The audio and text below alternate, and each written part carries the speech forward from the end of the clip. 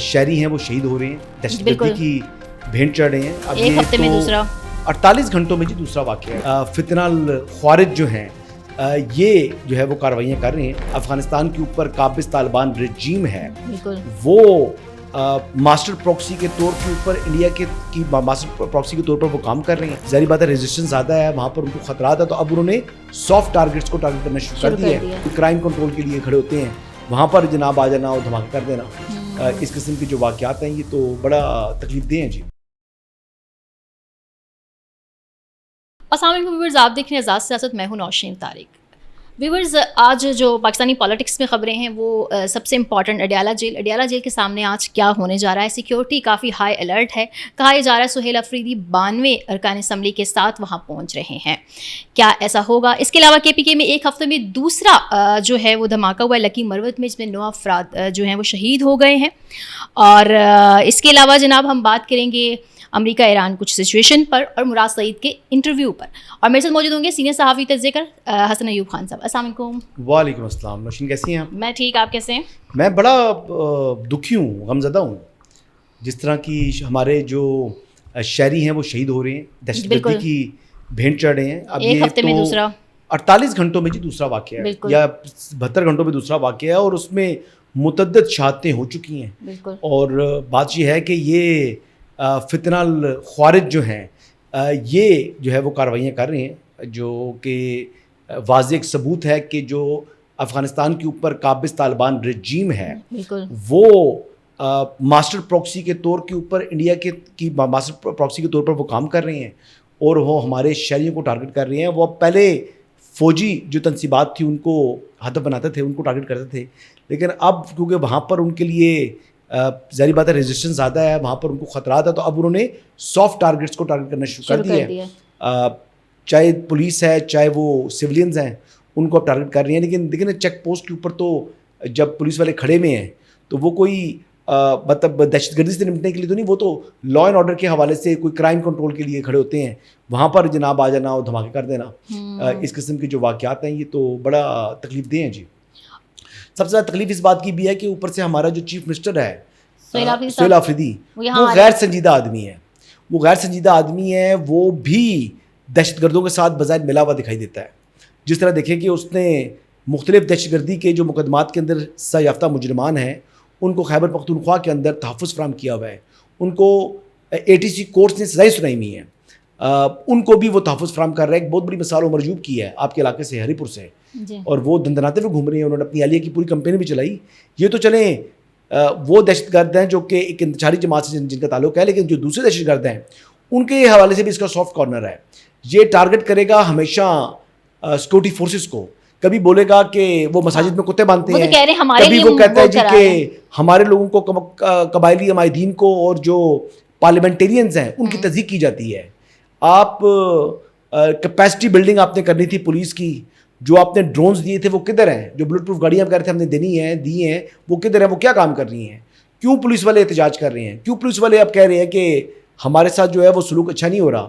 کیوں ایسے افسران کی جو تعیناتی کر رہے ہیں پیسے لے کر, رشوتیں لے کر, اگر رشوتیں لیے بغیر نہل لوگوں کو لگا رہے ہیں تو پھر دوبارہ آپ پھر بھی آپ اکاؤنٹیبل ہیں کیونکہ آپ چیف ایگزیکٹو ہیں صوبے کے. تو یہ بنیادی ذمہ داری تو چیف ایگزیکٹو کی بنتی ہے نا جی. لا اینڈ آرڈر جو ہے وہ اب پروونشل سبجیکٹ ہے. یہ داخلی سلامتی کے اعتبار سے جو معاملہ اوور آل دیکھا جاتا ہے وہ فوج دیکھتی ہے یا وزارت داخلہ دیکھتی ہے, لیکن صوبے کے اندر کے جو معاملات ہیں وہ تو دیکھے گا ہوم ڈپارٹمنٹ اس متعلقہ صوبے کا. تو وہ تو آج اڈیالہ کے باہر پہنچ رہے ہیں. لاسٹ ٹائم انہوں نے کہا تھا کہ عمران خان کی بہنوں نے بلایا اور ہم ضرور جائیں گے, اور ان کا یہ بھی ایک دعویٰ تھا کہ 92 ارکان اسمبلی کے ساتھ وہ آئیں گے. تو کیا اڈیالہ کے باہر آج یہ سب دیکھنے کو ملے گا؟ نہیں, سہیل افریدی تو اسلام آباد میں ہیں, وہ روانہ ہو چکے ہیں اسلام آباد سے اڈیالہ کے لیے. اوکے, یہ ہم 3 بجے کا ٹائم یہ ریکارڈ کر رہے ہیں, تو وہ 3 بجے وہ سے پہلے کچھ روانہ ہو چکے ہیں وہ اڈیالہ کی طرف. تو وہ تو یہاں سے جا رہے ہیں صرف عشق عمران کا منجن بیچنے کے لیے, اپنی سوشل میڈیا ٹیم کو ایک اس کی بھوک مٹانے کے لیے, اس کی ایپیٹائٹ جو ہے نا اس کو فل کرنے کے لیے. یہ اس کا کام ہے. وہ سنجیدہ آدمی نہیں ہے, یہ ایک نالائق ترین وزیر اعلیٰ ہے جس سے صرف سیاسی بیانات دلوا لیں. عملی طور کے اوپر اس کی کارکردگی 0 سے نیچے بلکہ نیگیٹو ہے. اگر میں یہ کل بھی میں نے بات کی تھی, میں آج پھر بات کروں گا کہ اگر وزیر اعلیٰ صاحب آپ اپنے فرائض کی انجام دہی نہیں کر سکتے تو استعفیٰ دیں, سائڈ پہ بیٹھیں, کسی اور کو آنے دیں جو صوبے کو چلا سکے, جو وہاں کے عوام کے جان اور مال کا تحفظ کر سکے. دیکھیں پہلے شیخ الحدیث جو ہیں وہ مولانا محمد ادریس, ایک بڑے قیمتی انسان تھے, ایک اسلامک اسکالر تھے, ان کی شہادت ہوئی. اس کے بعد جناب یہ دیکھ لیں کہ وہ جو ہے وہ بنو کے اندر پولیس اہلکار 15 شہید ہوئے. آج جو ہے وہ 9 اور جو ہے 2 پولیس اہلکار اور باقی جو ہے 7 سیولین شہید ہو چکے ہیں. تو یہ اوور آل ڈیتھ ٹول دیکھ لیں, یہ کوئی گاجر مولی نہیں ہے, کوئی سبزی کی چیزیں نہیں ہیں جو مر رہی ہیں یا ختم ہو رہی ہیں, وہ انسان ہے. ایک ایک انسان کی قیمت کا جو اس کی جو ذمہ داری ہے, یہ اس کا تحفظ ذمہ داری بنتی ہے بنیادی اس کی. اور یہ ایک اڈیالہ کے چانسلر سے ملنے کے لیے وہاں پر, بلکہ اس کے لیے اپنی سوشل میڈیا ٹیم کو ایک منجن دینے کے لیے, ایک پولیٹیکل نیریٹو بنانے کے لیے وہاں پر پہنچا ہوا ہے. لیکن اتنی بڑی تعداد میں ارکان اسمبلی کو بھی ساتھ لا رہے ہیں. اس کو شرم سے ڈوب مرنا چاہیے. میں بتا رہا ہوں پہلے بھی کہ یہ قبائلی وزیر اعلیٰ سے ڈیزائنر وزیر اعلیٰ بن چکا ہے. یہ سیلف پروجیکشن چاہتا ہے, یہ کوریوگرافی دیکھنے کی جس طرح لوگ کھڑے کر کے اپنی ٹک ٹاکس بنواتا ہے. یہ ٹک ٹاکر ہے. اس کے سے اگر آپ کسی قسم کی گورننس کی بات کر لیں, کچھ بھی نہیں. اس نے عمران خان کے لیے بھی کچھ نہیں کرنا. یہ اپنی سیلف پروجیکشن چاہتا ہے. یہ اپنے آپ اپنی خود نمائی کے اندر جو ہے نا یہ شکار ہو چکا ہے اور دہاڑی لگا رہا ہے. یہ کہہ رہا تھا جی کہ میں میری کرپشن کو ثابت کرے, میں چیلنج کرتا ہوں. پھر 6-7 صحافی اٹھے, انہوں نے کہا جی کہ بتائیں ہمارے ساتھ مکالمہ کریں, اور پھر کسی سے نہیں مکالمہ کیا, اس نے بھاگ گیا. ٹھیک. اچھا حسن اب آ جاتے ہیں, ٹھیک کیا آپ ایگری کرتی ہیں نہیں کرتی؟ کس چیز سے؟ آپ سمجھتی ہیں کہ جی یہ باتوں کا شعر ہے, عملی طور پر نالائق آدمی ہے سہیل آفریدی؟ نہیں, گورننس کے ایشوز تو ہیں نا کے پی میں, وہ جو کہ ان کو کہہ دیں نا, تو آپ کو بھی اتنی مورل کریج ہونی چاہیے کہ آپ کہیں نالائق ہے. میں تو اس بات سے ایگری ہوں کہ کے پی کے کی گورننس انہیں کی ذمہ داری ہے اور ان کو پورا کرنا چاہیے. اچھا مراد سعید پہ آ جاتے ہیں. اب ان کی کتاب نالائق نہیں کہیں گی پھر بھی آپ. اچھا جی, راوی کی خوشی کے لیے جی وہ نالائق ہے. اپنی بات نہیں, راوی کو ایٹریبیوٹ کر دیے بات جی.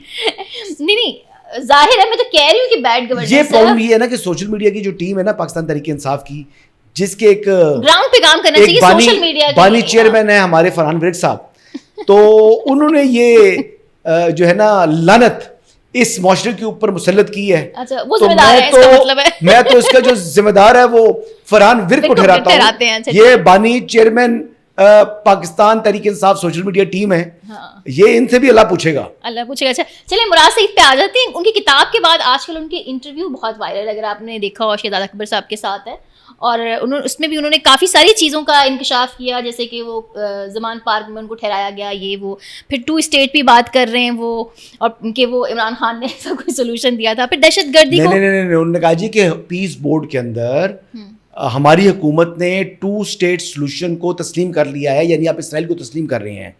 بھائی یہ بات نہیں تھی. تو عمران خان صاحب نے تمام لوگوں نے کہا ہے کہ 2 اسٹیٹ سولوشن ہونا چاہیے, کہ اسرائیل جو ہے وہ فلسطین کے وجود سے انکاری ہے.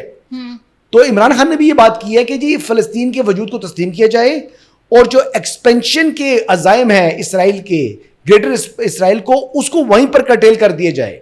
تو یہ جو پیس بورڈ کے حوالے سے جو انیشیٹو تھا, جس میں پاکستان کے علاوہ متعدد مسلم ممالک شامل ہیں, اس کے سربراہان شامل تھے, وہ کیا تھا, وہ یہ کہہ رہے تھے کہ یہ جو ایکسپینشن کے عزائم رکھتا ہے اسرائیل, اس کو روکو, ورنہ اسرائیل تو آج تک اپنی جو اس کی ٹیریٹری ہے, وہ کہتا ہے یہ ہماری ٹیریٹری نہیں ہے, وہ تو اس کو ایکسپینشن چاہتا ہے اس کی. وہ تو اس میں بہت سے ممالک کو اپنی لپیٹ میں لانا چاہ رہا ہے.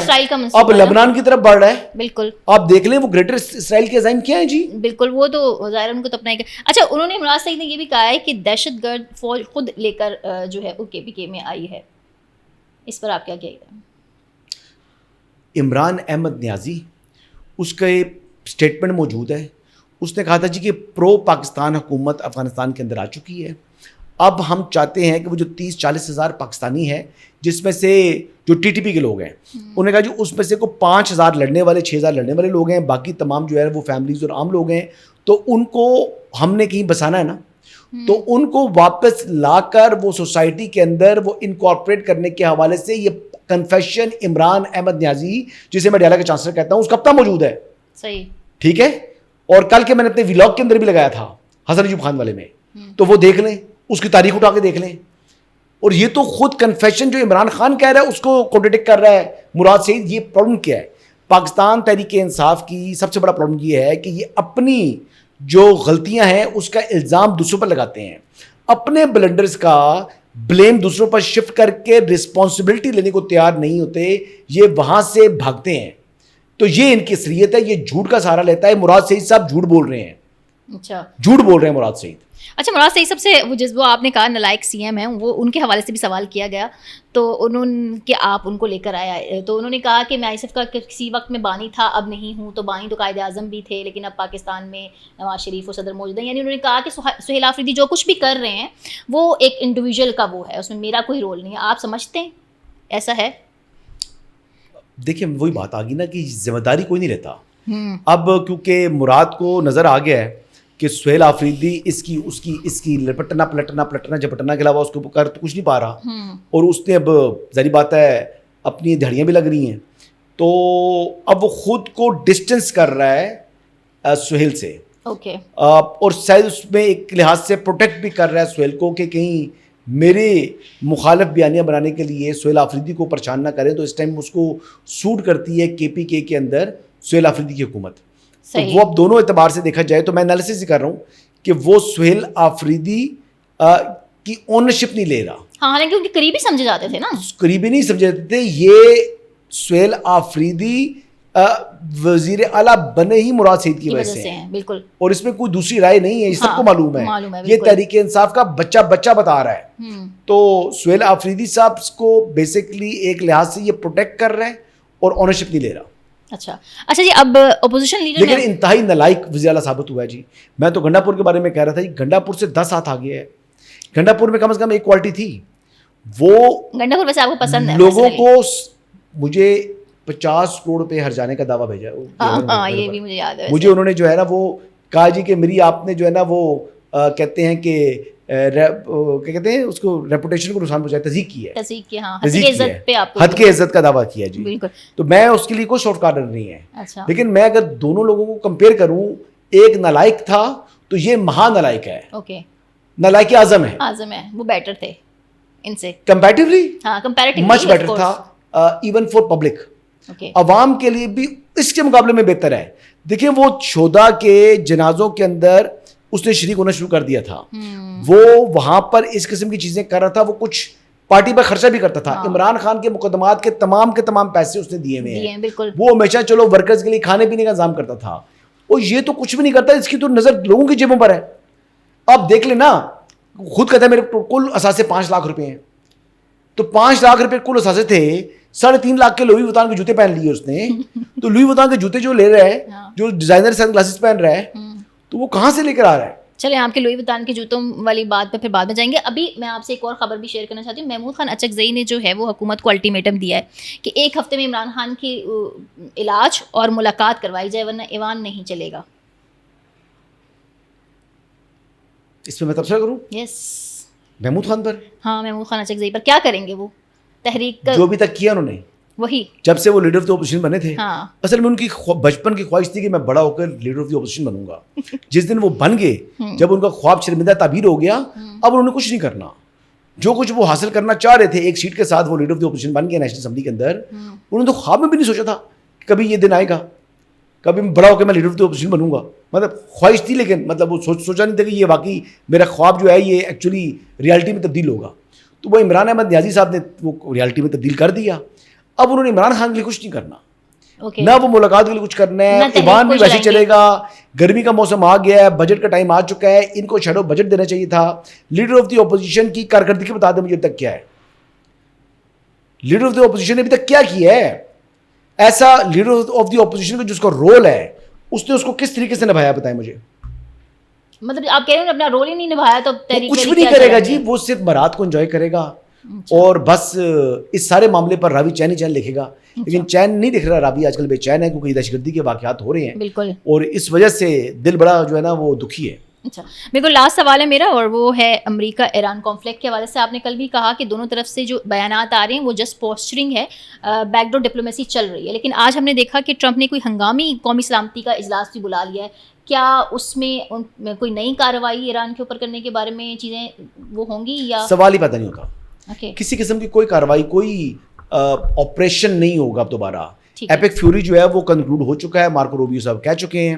اب اس کے بعد اور پریزیڈنٹ ٹرمپ نے بھی کہہ دیا جی کہ سیز فائر جو ہے نا وہ ہم ختم نہیں کر رہے. اب جو نیا پروپوزل ملا امریکہ کو وایا پاکستان وہ اس کو ریجیکٹ کر رہے ہیں. لیکن میں آپ کو بتا رہا ہوں کہ اب ڈپینڈ یہ کرتا ہے کہ کیا جو ایم او یو سائن ہونا ہے امریکہ اور ایران کے درمیان, یہ سائن ہونا ہی ہونا ہے. اب یہ ایم او یو کی جو سائننگ ہے یہ اس میں وہ ایسا چائنا کو ایسا گارنٹور امریکہ لے گا یا نہیں لے گا, یہ بنیادی فیصلہ ہونا ہے.